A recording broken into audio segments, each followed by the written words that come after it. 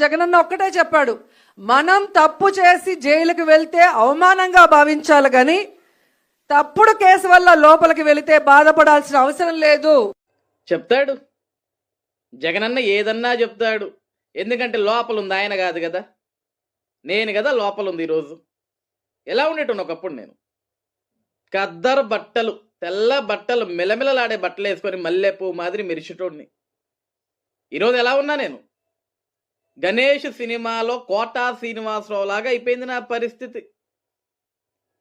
మాట్లాడు, చేతిలో మైక్ ఉంది కాబట్టి ఏదన్నా మాట్లాడుతావు. జగనన్న చెప్పాడు, మనం తప్పు చేసి లోపలికి వెళ్తే బాధపడాలి కానీ తప్పుడు కేసులలో లోపలికి వెళ్తే బాధపడాల్సిన అవసరం లేదు అని జగనన్న చెప్పాడు. అంటే చెప్తాడు, ఆయన ఏముంది, బెంగళూరులో పడుకుని ఏదన్నా చెప్తాడు. ఈరోజు జైల్లో ఉండి అనుభవిస్తుంది నేను కదా.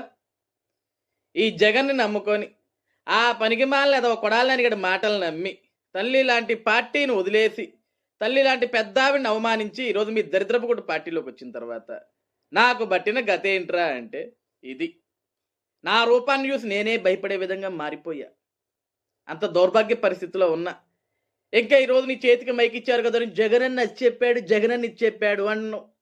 ఒక 20 రోజులు నిన్ను లోపల ఎడితే, జస్ట్ 20 days నిన్ను లోపల ఎడితే అప్పుడు కదా ఆ బాధ ఎలా ఉంటుందో నీకు తెలిసేది.